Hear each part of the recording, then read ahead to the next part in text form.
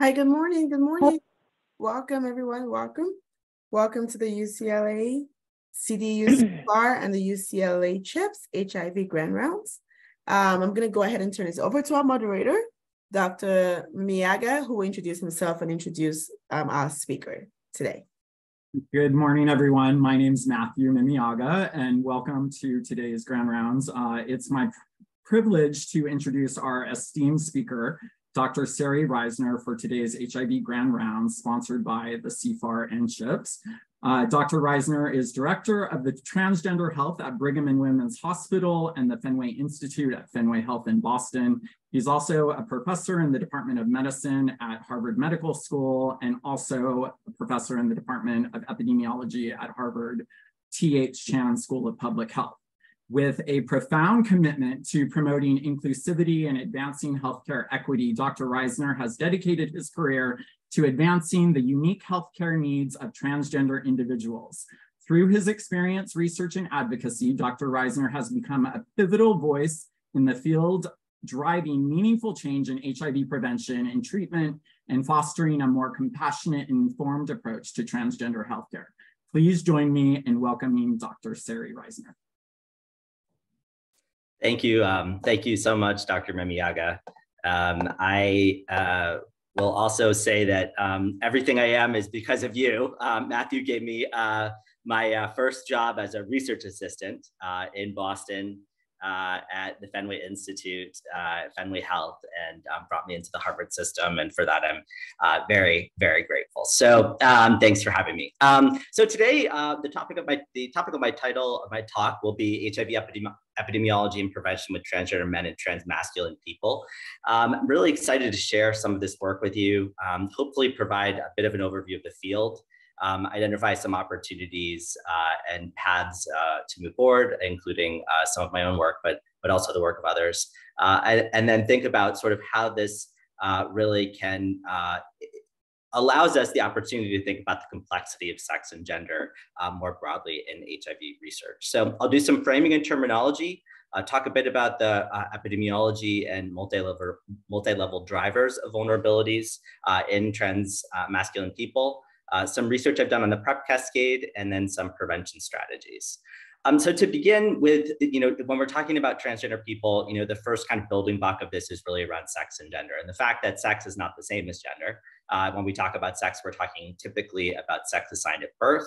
That's often designated as male or female based on a physician saying sort of visually the anatomy of an individual based on biology, but also assigned at birth can be around chromosomes, hormones, and so forth.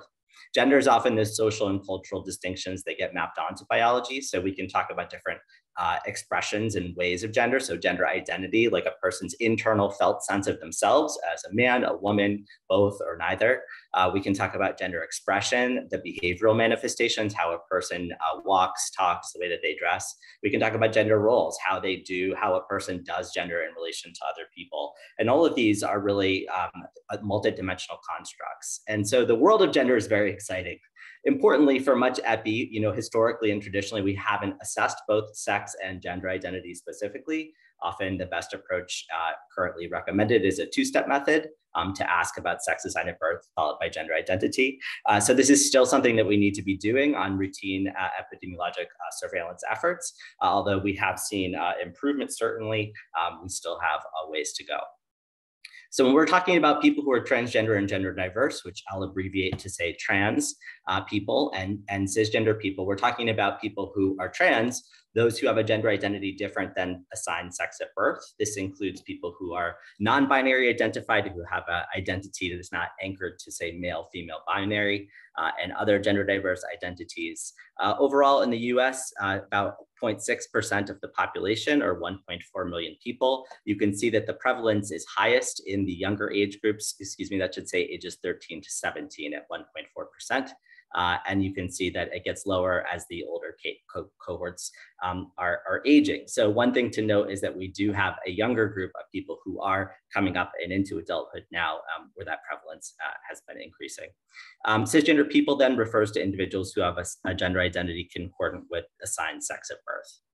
So during this talk, I'll be talking specifically about transmasculine people. So individuals assigned a female sex at birth, who identify with a masculine gender identity, or this may include people who have a binary identity, such as a transgender man or trans men, or a non-binary identity that may identify with the transmasculine umbrella. So this may include genderqueer people or gender fluid or agender people or bigender people who do identify with the transmasculine umbrella. There's a couple of photos there of transmasculine and trans man flags.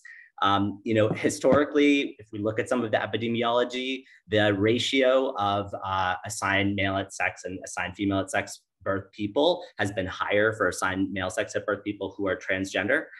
Lately in the epi, we've seen a kind of more 50-50 split in terms of the distribution across the transgender population. But today I'll be focusing again on AFAB, or assigned female sex at birth people who are transmasculine. You'll see a bit of a slippage in some of the terminology that I use, and part of this is because the research often says transgender men, but will include transmasculine people more broadly, or vice versa. In some cases, studies don't clarify whether individuals were specifically identifying as transgender men or as a sort of broader masculine identity. So there's definitely room for greater operationalization and sophistication in our methods moving forward. One of the key overarching health determinants for transgender people, including for transmasculine people, is gender affirmation. So gender affirmation refers to being affirmed or recognized in one's gender identity and expression. So this can occur along multiple aspects.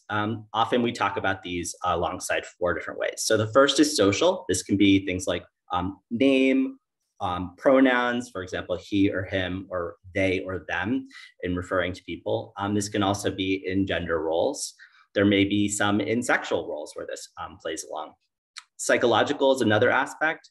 We talk about a person's internal felt sense of themselves. So having that affirmed either by themselves, by others, or sort of by society at large. This can also be internalization of societal stigma that may occur. Medical, this refers to, for example, having taking hormones for masculinization, like testosterone therapy, or medically affirming via surgery or other procedures. And then legal, this refers to things like legal name change, legal gender marker change, and so forth. Importantly, there's not a single pathway or sort of journey for transmasculine people. Some people may choose to socially affirm, some people may medically affirm and never socially affirm. So there's no sort of like one size fits all approach. Neither is there a linear fashion in between all of these. So really it's important to think about the different dimensions of gender affirmation and how they may matter for the research questions that we're asking.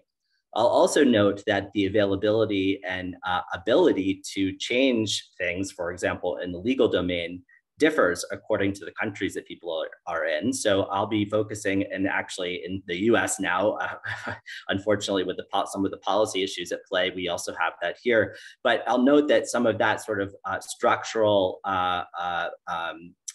criminalization, if you will, of being able to change one's legal marker is also a barrier here that impacts health and well-being.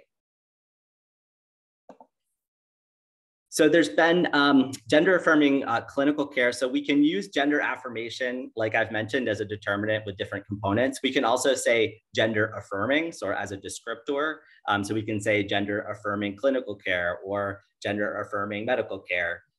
Gender affirming clinical care refers to care that is both affirming, that is to say, like that the care itself is affirming, centering in talking to people by the pronouns and names that they go by, meeting people where they are, those kinds of things, as well as gender affirming care that may be for gender affirmation, i.e. if people are interested in having access to, for example, hormones or surgeries.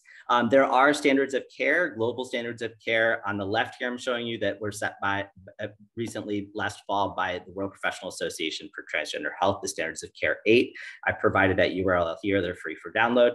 There's also been a recent book that we put out around sort of provision of care across different dimensions for trans people out of Fenway, which is where part of one of my affiliations. And so there are many resources out here, and I encourage you to look at them. One of the pieces that we've been doing at Fenway for the last more than 10 years now is talking through and articulating a clinical and public health model for transgender and gender diverse people's health. And this model is one that often combines both the clinical and public health, although, importantly, research and clinical care are not the same, and it's important that our patients know that. However, increasingly, especially with resources or limited resources, it's very important for us to think about the ways in which we can conduct research in clinical settings, as well as what we can learn about implementation in the context of clinical care that can help us. And this includes in HIV prevention. Here I'm showing you the growth of the transgender health program at Fenway. So this is from its inception in '97 through 2020. I can tell you that now we have nearly 6,000 patients that we saw in the last calendar year. And really, we do see this, exponential growth. And this is care that's provided according to an informed consent model. So this means that people can come consent to therapy, for example, if they would like to go on hormones, as you would any other medication. For example, if you were going to be going on a statin, your provider would tell you the risks and benefits of treatment, and then you would consent to treatment. Similarly, it's delivered in this case in the context of a primary care setting. In terms of gender affirming care and research, what we've done is wrap around research around our services, so people can have the option to participate as they would like to. In doing this, we've been able to evaluate the model of care most recently through the legacy cohort. This is a cohort that seeks to evaluate the effects of medical gender affirmation on HIV outcomes in transgender and gender diverse primary care patients. And so this is actually a project that is a partnership between Fenway Health and Callan Lord Health, which is on the East Coast in New York City. What we did in our primary analysis was recently looked at longitudinal effects of hormones over time. So here between 2016 and 2019, we included 6,330 primary care patients. We combined electronic health records and ePros, which are electronic patient-reported outcomes, and we looked at gender-affirming hormone prescriptions. Overall, with more than 20,000 observations and 4 years of follow-up, we found that there was significant reductions in anogenital gonorrhea or chlamydia diagnosis. This was past 12-month diagnosis, as well as past 2-week clinical PHQ depressive distress overall. This is, there's been pretty good data showing that gender affirming care improves mental health and other quality of life aspects. This is an important study in that it contributes to the information that we have about sexual risk, particularly around anogenital gonorrhea and chlamydia diagnosis, and the potential for there to be effects in the domain. I still haven't seen data that are longitudinal in nature yet about HIV outcomes in this space. So in terms of thinking about wraparound services, wraparound care, and the ways that we might combine HIV prevention, for example, with gender-affirming hormone therapy for transmasculine people, I have not seen that myself. So it's an area of future work. Before we move on from the framing, I wanted to also just clarify that we're on the same page in terms of gender identity and sexual orientation not being the same thing. So sexual orientation refers how a person identifies their physical or their romantic or emotional attractions to other people. Sexual orientation has multiple dimensions. It includes identity, it includes attractions, and it includes behaviors. I don't need to tell HIV research crowd this, but what I do want to show you is on the right, these are data from the National TransPop study. It's a probability sample study. And what you can see here is the sexual orientation. So this is self-identity. On the y-axis are different sexual orientation identities. And for transgender in the lighter blue bar, and then you see cisgender folks who are in the darker purple bar. And what I want you to note here is that the proportion of cisgender people who have a straight identity, that is a non-sexual minority identity, is much higher, right? So you can see about 80% of cisgender people have that. Whereas transgender people, there's many more, you can see the light blue bars predominate in the non-straight or sexual minority grouping. So on average in the transgender population, there's a higher likelihood or higher probability of having a sexual minority identity. This is important. And actually when we look at it, you can see that transmasculine people in particular have a high proportion have sexual minority identities that overlap, albeit, as we're looking across time in terms of where people are with their gender affirmation, sometimes these can change. And I'll show you some data about that in a bit. So that's overall the framing, just giving us some background, some hopefully shared terminology, and talking a bit about the key role of gender affirmation and how that fits into the puzzle. So in terms of HIV epidemiology, in 2021, there was an updated global burden of HIV meta-analysis and synthesis. Importantly, it included transmasculine people for the first time. So I'm just presenting those specific studies right now. It was 98 studies, 98 studies total, but 30 studies included transmasc folks and from 5 countries. And the prevalence was overall 2.6%. You can see that the odds ratio for transmasculine adults versus adults of reproductive ages 15 or older across those same countries compared within country was about sevenfold odds higher, let's try that again, increased odds of 7 for transmasculine relative to adults 15 and older. So we do see increased burden here for transmasculine people overall. We have other epidemiology. There's an earlier review I'm including here as well. You can see the prevalence was about the same area in the US of lab confirmed studies, AIDS studies. Self-reported is lower for prevalence. For transmission risk behaviors, the estimates are a bit all over the place. Like it really depends how people are estimating it. It's complicated by, are we talking about receptive sex, insertive sex, the kinds of sex, the gender of partners? But in this analysis, about 25% reported some type of HIV transmission risk behaviors. Importantly, we have a group, transgender men who have sex with men, that is emerging, and that's an important one for us to pay attention to. Firstly, I mentioned the heterogeneity of sexual orientations and identities and behaviors for transmasculine people. If we look across studies, about 33% to about 50%, depending on the study, but the most that I've seen recently are about 33% of transmasculine people are identifying as gay, bisexual, queer, or as a man who has sex with men. So this includes kind of behavioral, in this case, indications where a person would be engaging in sex with a cisgender man. This is like a real piece where we're starting to sort of see the challenges to categories and the wonderful opportunity it presents for us to look at challenging category-based methods of HIV prevention. I'll show you some data in a moment for trans MSM, but I want to note that the first bullet on this slide is HIV incidence and the actual dearth of data on HIV incidence in this population at all. So for transgender men who have sex with men, a recent chart review study published in JIAS, we had a supplement issue that was improving HIV response for trans populations that came out last fall.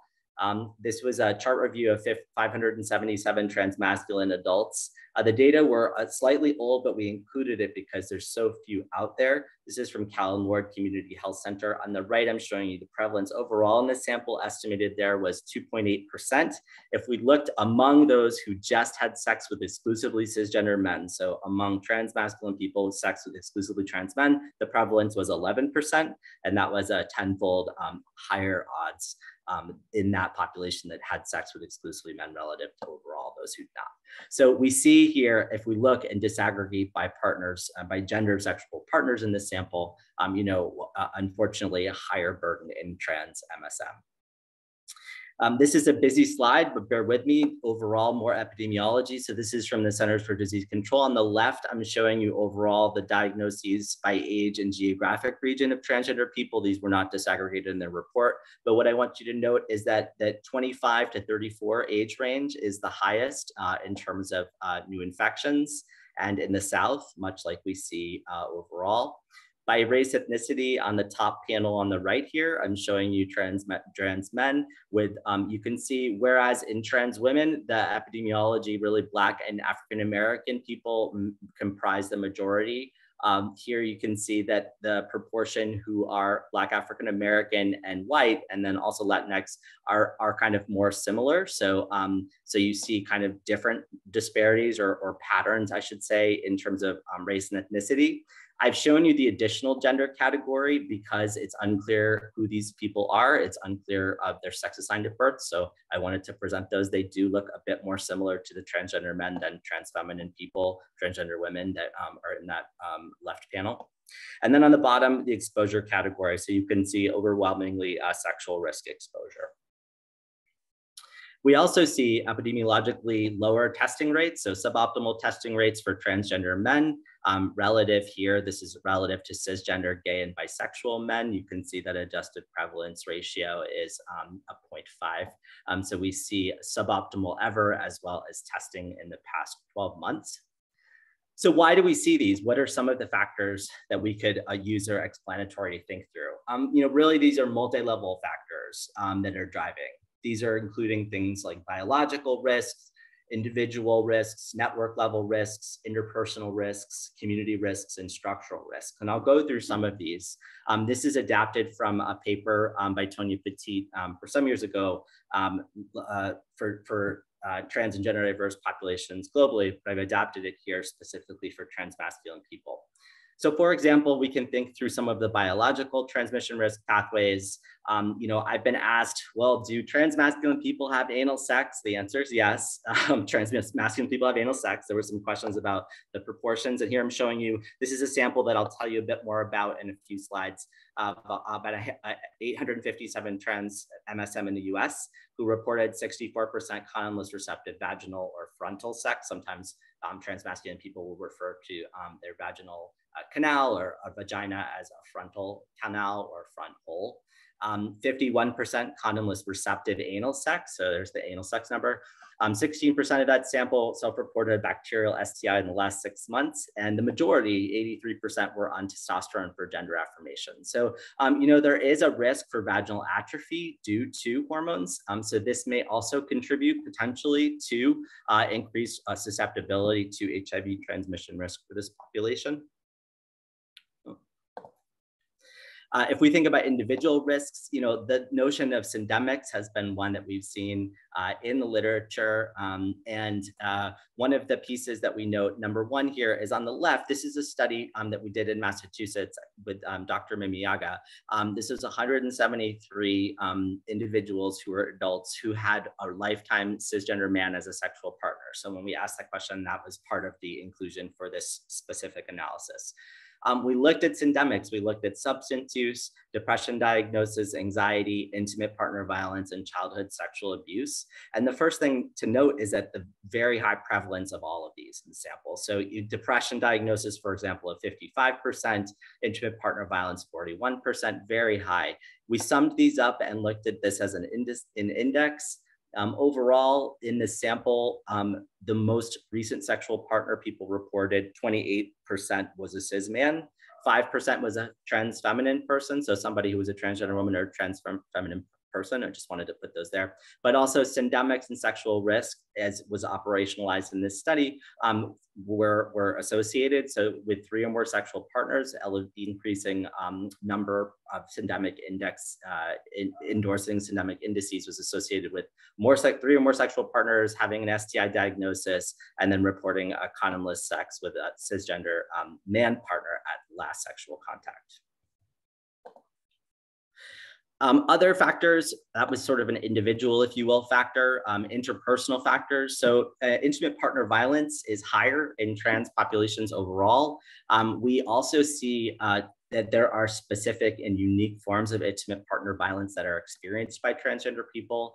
Some of these, this is work done by Sarah Peitzmeyer, who's now at the University of Michigan.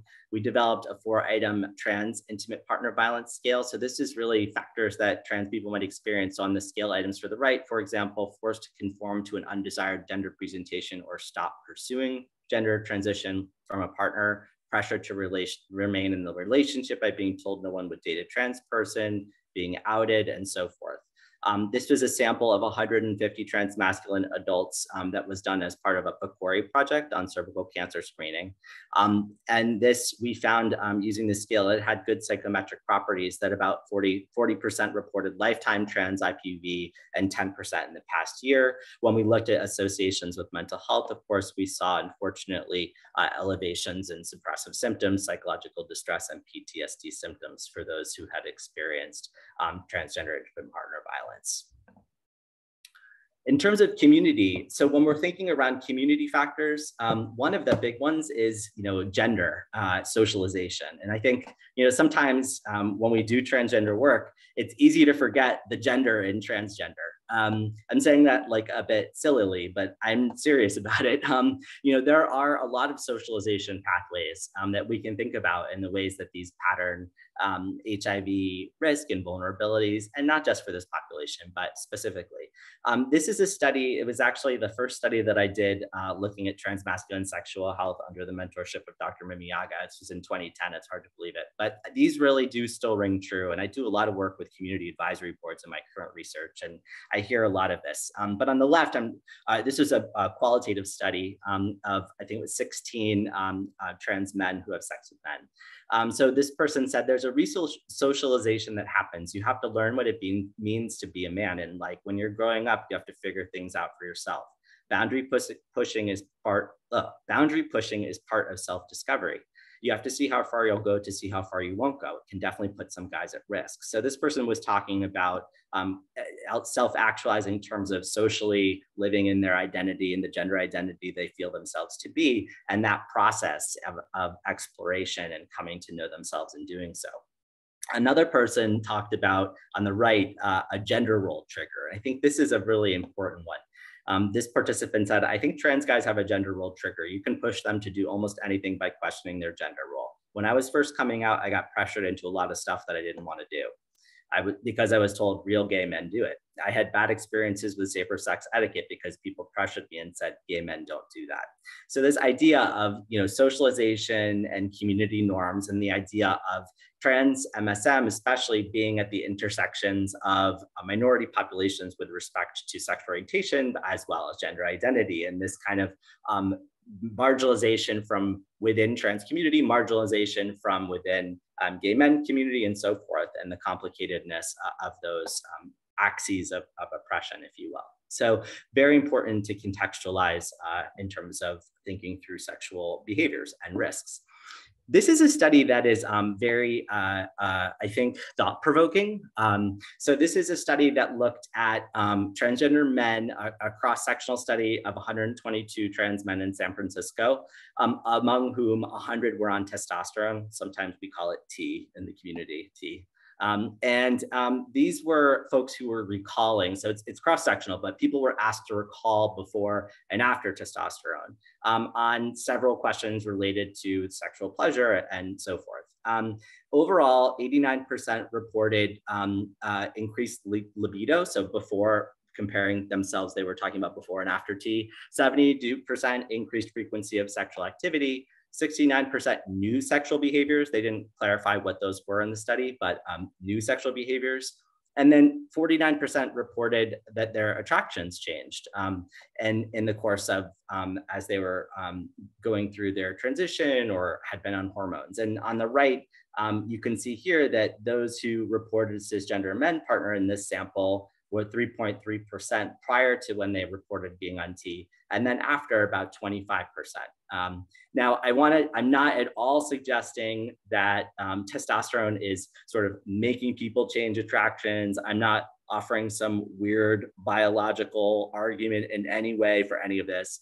What I am suggesting, however, is that the contexts in which we're occurring when we're thinking about socialization and when we're thinking about even some about biology and sort of sex drive and those kinds of things, that those are and maybe at play. And I think this quotation, kind of can also add to that. And this is from that study prior. This person was talking about testosterone and the role that that was playing in their sex life.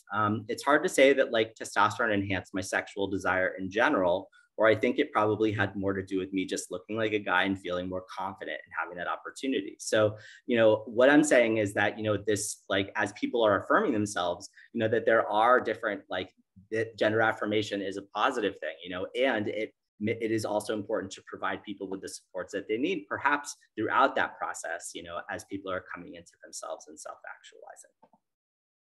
Oops. So those are sort of community factors that one might think about. Then there's also structural factors.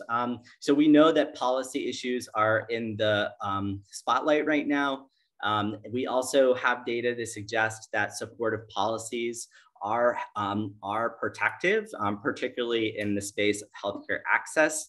This is a study done by a student, Tamar Goldenberg, who's since moved down to UNC. Tamar looked at the US Transgender survey, so a sample in this analysis of more than 23,000 transgender and gender diverse adults, and then looked at the Movement Advancement Project. So these were specifically an index of non-discrimination protections for gender identity. And you can see here, these included things like religious exemption laws, private health insurance, and so forth. And the index, is scored. So on the right, you can see that the higher scores are more protective. And these were from the 2019. So I'm sure that this looks very different now. And actually, the Movement Advancement Project has a great site, and is always updating these laws. But anyway, what I'm showing you here basically is that this more protective, this index, the higher score, which indicates like more protections, is associated with decreased odds of avoiding healthcare in the past year due to fear of mistreatment. This is among transgender and gender diverse adults more broadly. Unfortunately, I was not able to find anything with transmasculine specific. But I do think that it is intriguing and suggestive that as we're talking about structural factors, one of which is healthcare access, that we do see that there is a role for protective policies and climates. Unfortunately, there are data showing that transmasculine people, transgender people generally, but transmasculine people do experience high prevalence of discrimination, with more than 1 in 3 having been denied healthcare, and so forth. So, this is going to be an important kind of multi-level piece as we're thinking through intervention targets, particularly for things like delivering services, like, for example, HIV testing or pre-exposure prophylaxis and so forth. Okay, so after doing some epi and talking a bit about some of the drivers of vulnerabilities, I'd like to talk about some work that I've done on the PrEP cascade and particularly transgender men who have sex with men. So this was a project that was sought to characterize the PrEP cascade and correlates in trans MSM. It was funded by Gilead to do some community epidemiology with Dr. Ken Mayer. There was a national one-time online survey. We fielded it in November to December. So this is in 2017, also noteworthy in terms of the timing and context. But we were able to recruit a sample of 857 trans MSM in the US in 2 short months.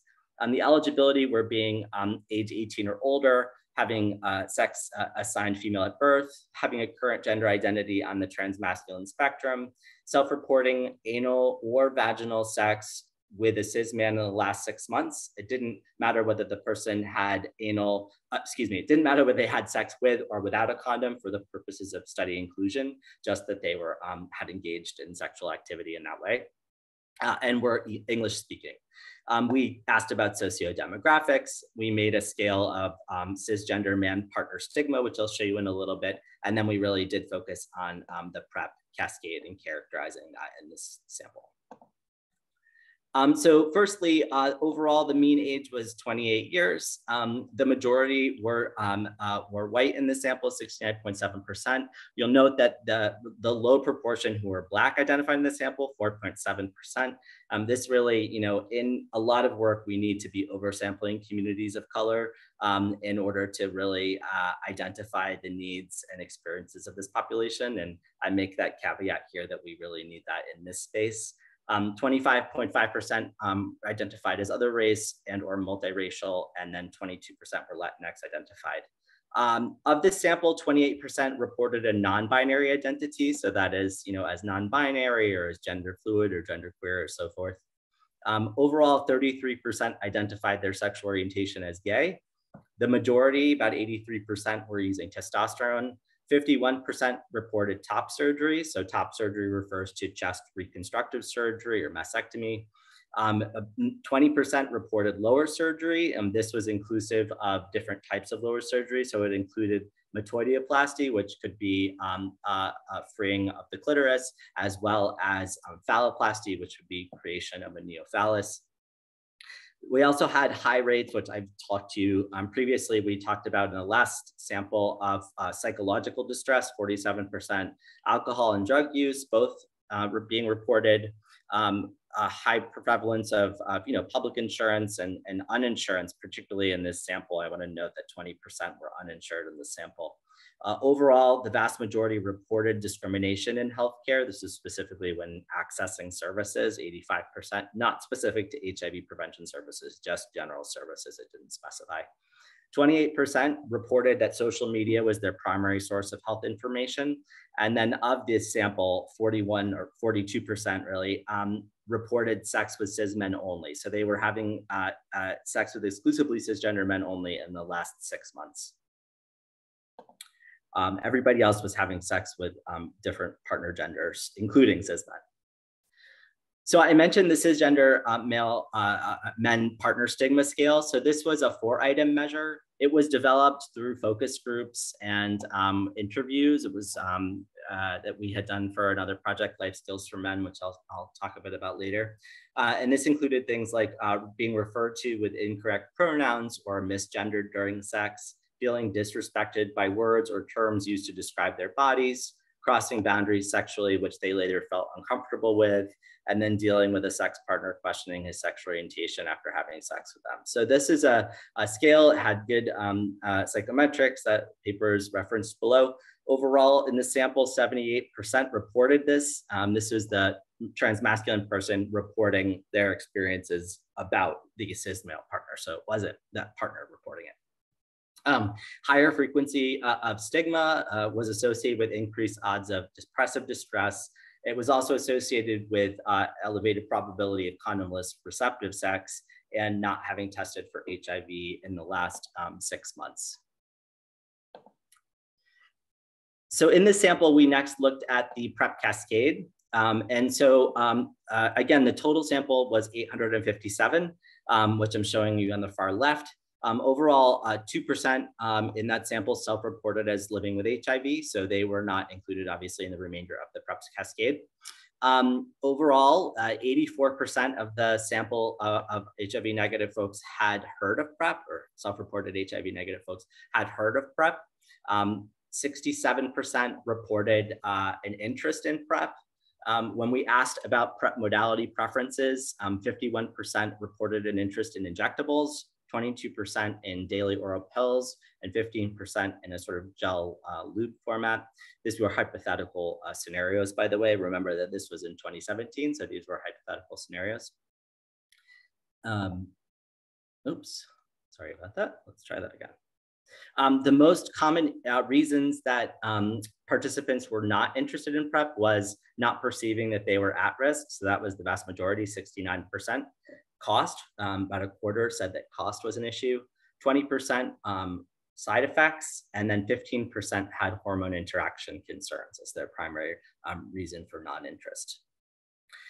We looked at PrEP indications in the sample, and overall 55% were PrEP indicated. I'm going to expand this box out and just talk a bit about how PrEP indications were operationalized. So for this study, we modified CDC recommendations. And what we did is we combined algorithms for men who have sex with men, heterosexual, and injection drug users. So, many trans men have frontal or receptive vaginal or frontal sex. In the sample, 20% had lower surgery. And we don't know exactly what kind of lower surgery they had. So depending on the type, they may still have receptive vaginal frontal sex. So that why, we were trying to capture that in terms of the heterosexual quote unquote inclusion criteria for PrEP indications here.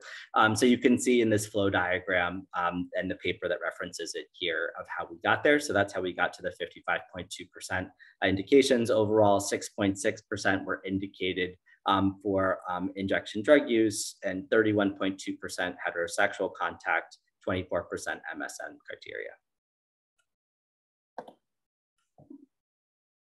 Factors associated with PrEP indication. So these are all, when I'm saying factors, by the way, these are all multivariable models that were fit.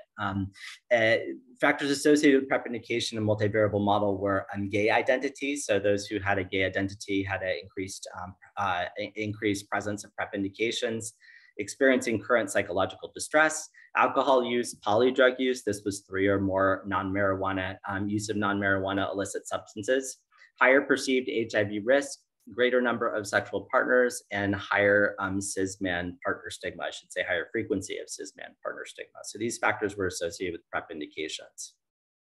Overall, 28% had ever taken PrEP.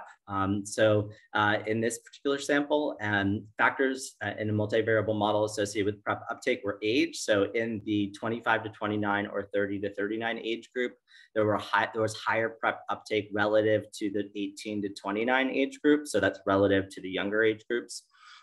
White race relative to Black race here, Latinx ethnicity relative to not Latinx ethnicity, being publicly versus privately insured, gay identity, surgical affirmation. This was any surgical affirmation. When we looked at this, it looked like it was mostly top surgery. So we combined, both top and lower surgery. It looked like it was being primarily driven in terms of top surgery for this particular having taken PrEP. There was the strongest association. PrEP indication was associated with ever taking PrEP, not having discrimination in healthcare. So this is an important one. Not having discrimination in healthcare was associated with ever taking PrEP. And then social media as the primary source of health information. We looked at adherence difficulties were reported. So among those who had ever taken PrEP, 53% reported they were having difficulty. I should specify, and I should have earlier, I apologize. This is oral PrEP. This is 2017. People reported busy or inconsistent schedule, 53%. 27% side effects, 12% too many medical visits, and 11 people were worried that PrEP causes harm more generally to the body. 18% were currently on PrEP. So we looked at factors that were associated with PrEP persistence, i.e. those had ever taken PrEP who were still on PrEP. Surgical affirmation was associated with PrEP persistence, not having psychological distress, using alcohol regularly, not having cis male partner stigma, not having discrimination in healthcare, and then having social media as the primary source of health information. So these are really the cascade, in this sample. I know that it's trans MSM. There have been a couple of other studies that have not been restricted to trans MSM. One done by Dr. Sari L in New York, looking at a national sample, and then also a study by Zarwell and colleagues looking at uptake and discontinuation. So I point people to this other research. I by no means am the only one doing research in this space, just to be clear, but I'm presenting my work, and obviously there's a broader context for all of it. So these findings are in some ways consistent with others. In other ways they do kind of contribute additional pieces. For example, the presence of the cis male stigma measures, and also kind of sources of information where people are looking and so forth, but I'll let you comb through the literature for that. So, okay, so what about HIV prevention strategies? So I've showed you, a bit on self-reported PrEP use and acceptability and interest and so forth. PrEP is a strategy that may be good for trans MSM and transgender men more broadly.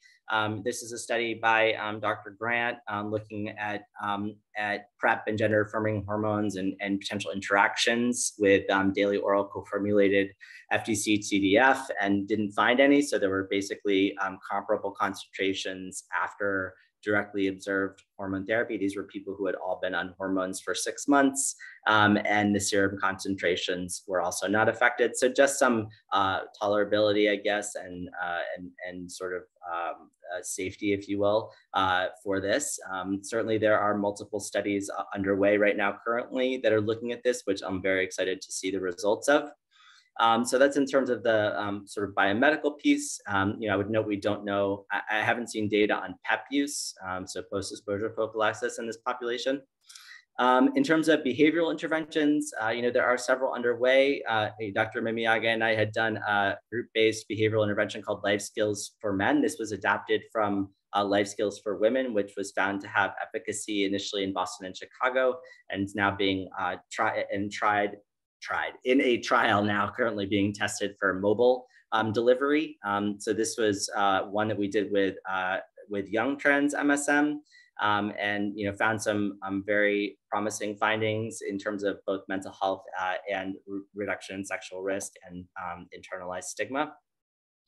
Currently, we are working on a R01 that's really a trial focused on peer-delivered strategies of HIV prevention in trans MSM. So this is actually a factorial design that's comparing individual and group-based delivery of peer support and education to see if we can increase PrEP uptake in trans MSM nationally. It's a digitally delivered intervention. It does build on life skills and also another curriculum that we've had for individually delivered that is PrEP for T.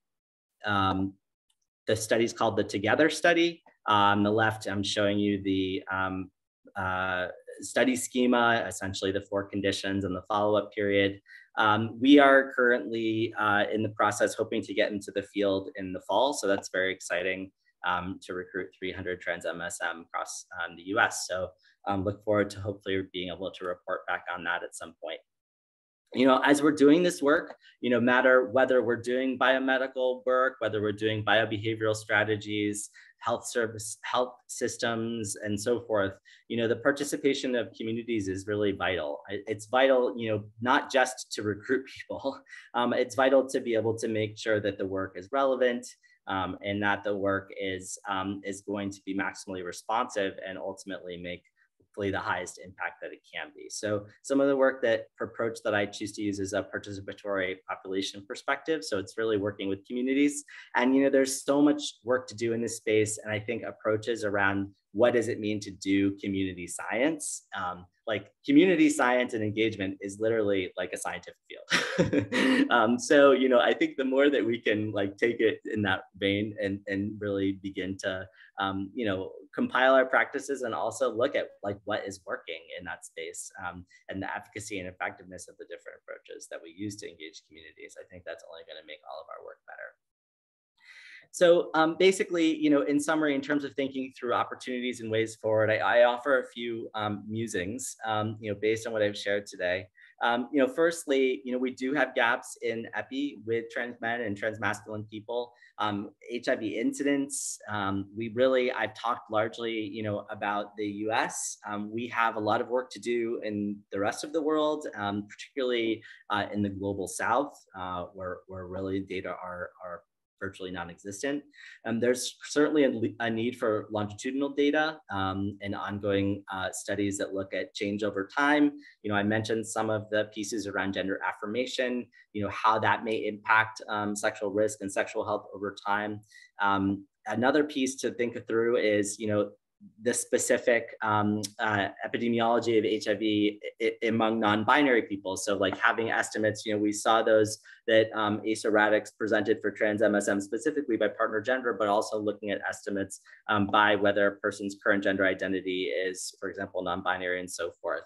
Another piece that we can think through in the domain and dimension of epidemiology is thinking through risk post-surgically. So, are there risks? What are those risks associated with having had a neophallus or having had lower surgery? And, this really goes into other work that could look at the correct probability of transmission, based on surgery and so forth. Again, not everybody wants surgery. So that's an important caveat. We talked about the multi-level drivers of HIV risk. This, I think, really is to note that there are experiences that trans masculine people share with other communities, so for example, let's say stigma around being gay or bisexual, however, there are very specific trans experiences, specifically around being a transgender person, for example, and navigating, for example, gay men's spaces or experiences of transgender specific intimate partner violence that are unique forms that impact transmasculine people. It's also important for us to look at resiliencies. I haven't really talked about that yet today, but I talked about sort of vulnerabilities associated with socialization and pathways, but there's also could be incredible resiliencies in that, and more expansive vision of gender, more expansive vision of sexuality and so forth. Some of the data that I've presented show a clear gap between PrEP indication and uptake in this population. I think it's really important that we think through strategies of how to increase PrEP uptake for people who may be PrEP indicated. It's also important, however, to note that PrEP is not for everybody. So I think in communities, in transmasculine communities, that the idea of voice and choice is a really important one. Like being able to give voice to different options and being able to choose for any marginalized population as a very important mechanism to think through. Working with and not on communities, I mentioned that in terms of also the science of community engagement. I think that the full inclusion of transmasculine people in prevention, especially trans MSM, is warranted. It's something that historically we haven't done. And I think that it's something at this point that, based on some of the epi that we're seeing here, particularly at 11% seropositivity in trans MSM, really warrants that justification. There's an ongoing need to develop and test interventions. So, strengths-based approaches are going to be really important with this population. We can, although we don't have necessarily current tested approaches, we can utilize combination approaches and test them together. So, for example, there are models of healthcare delivery, such as I mentioned, the hormones and prevention wraparound that are being provided at places. Certainly looking at these with greater rigor and sophistication would be helpful. Peer navigation is an evidence-based strategy in a lot of places. So with other populations and some with trans-mask populations. So certainly that's another approach. Certainly PrEP. And I think, also in the data that suggests that about 53% were having trouble with adherence who were on PrEP at some point. That's also an area that we need to consider. And sort of undergirding all of this, I just want to remind us of the importance of data collection and collecting both sex and gender identity data so that we can both monitor the epidemic, but also the effectiveness of interventions that we use to mitigate it. So, ultimately, the combination approaches with this population that are culturally informed, I think, are the way to go, and based on the data that exists. So I'm going to stop here so that we have time for questions and answers. I think there were a few in the chat, and I'm going to stop sharing my screen. I can read them for you if you'd like. That would be amazing. Thank you. Okay. Well, thank you so much for delivering such an exceptional, enlightening talk, as always. It's been a real pleasure to listen to your talk. So the first question is, are there any national trans advisory groups that we can refer folks to so they can get involved? That's such a great question. The advisory groups, I don't know of any that are existing. I think that I'm sure that there are, I don't know of any specifically, but I think that would be a really great idea to form one. I mean, so for example, there are we have a national advisory board for different studies that I work on. So for the LIGHT study, which is with trans women, we do have one for the trans MSM study that I was talking about. I think the idea of having a standing one that would be a kind of more national resource is a great idea, though. It may be that those exist and I'm not sure necessarily about them, but I would be happy to link with you and talk about that further, because I think it's a great idea. If anyone has any questions, please use the chat to share comments or questions. I have a question though. How can we ensure effective and inclusive recruitment strategies to engage transgender men as participants in HIV prevention research? Yeah. Their unique barriers and challenges that they face, especially with respect to healthcare and research settings. I think that's such a great question. I mean, one of the hardest things, we've been grappling with is how to actually even message, because it's, the question of who is in the study population is not actually a small question. So if we're saying, this study is for transgender men and transmasculine people, are people who are non-binary identified going to identify with transmasculine? It depends who we're looking for. We were having a conversation, a very important conversation about with our CAB about the phrase masculine of center as being a phrase that may resonate in many communities of color to refer to identities that are masculine of center. However, some folks were seeing that as really more of queer women community identified communities. Others were seeing it as part of transmasculine. So wanting to be inclusive, right, and open and responsive, but at the same time, wanting to make sure that we are getting the populations that we want to work, that we want for this study. So for example, when I say want, what I mean is if the curriculum, for example, is designed for trans MSM and folks who are really strongly binary identified, right, then including people who are not is not going to really make a lot of sense, right? And actually that content may not be helpful for. So I think it's being super clear. The more we talk to community advisory boards, the more we know that clarity is the most, and transparency is the most important thing, right? And having those hard conversations and saying why, no matter what the inclusion or exclusion criteria are, why are they? And, I think one part of this also relates to, when we have populations that are marginalized and have experienced quite some trauma, I mean, as we saw from those high rates of intimate partner violence and such, that even the framing of something like inclusion or exclusion criteria, which we in research, we're just like, oh, the exclusion criteria, right? That is such a reverberation. So in terms of, to your point of how do we recruit, it's also how do we make sure that we're being sensitive in that way of doing so. So, yeah. This next question is in line with that question. Do you have any guidelines about when and when not to engage trans MSM in studies focused on MSM, especially when it's clear that cis MSM will be the majority of those enrolled? Yeah, it's a great question. Mostly I think saying that, and saying if there are specific goals for the recruitment, like let's say that 20% would be trans MSM and the 80% would be cis MSM, being clear and upfront about that. And I think that, a lot of it is also about community education, often, looking to see if there are differences. It depends on the research question. I'm always going to go back to that. Depends on the research question. So this is a very broad statement, but what I was going to say is, not collapsing groups, right? Conducting stratified analyses, even if there's an underpowered analysis prior to, or maybe instead of, combining the groups. So, very important, and be happy to talk about that with you separately as well. Everyone's saying thanks, great presentation. There is a comment. We have the National Latinx HIV Conference in May 2024, and would be happy to facilitate a space for Latinx trans men that could support or feed into a larger national advisory committee. That would be amazing. I will take down your email. I think so. We're currently out of time, but thank you so much again. Someone raised their hand in the chat, so I guess we'll take one more question.